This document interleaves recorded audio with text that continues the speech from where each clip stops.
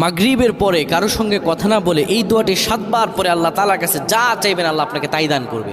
অভাবে আছেন, ঋণগ্রস্ত আছেন, মাথায় টেনশন, ঋণের বোঝা, বাড়িতে থাকতে পারতেছেন না, আল্লাহ সব আপনার পেরেশানি দূর করে দেবে ইনশাআল্লাহ। যদি আপনি আমলটি করতে পারেন, আমল মানুষের জীবন বদলিয়ে দেয়, আমল মানুষের জীবনকে পরিবর্তন করে দেয়। আল্লাহ তাআলা আপনার সব দোয়া কবুল করে নেবেন ইনশাআল্লাহ।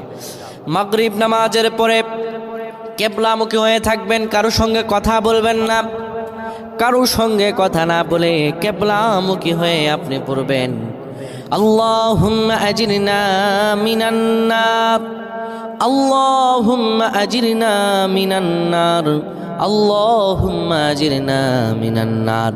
যদি এটি আপনি মাগরিব নামাজের পরে কারো সঙ্গে কথা না বলে পড়ে 7 বার পরে দুটি হাত তুলে আল্লাহর কাছে দোয়া করেন, আল্লাহ জাহান্নামের আগুন থেকেও বাঁচাবেন এবং আল্লাহ আপনার সব দোয়াগুলো কবুল আর মঞ্জুর করে নেবেন।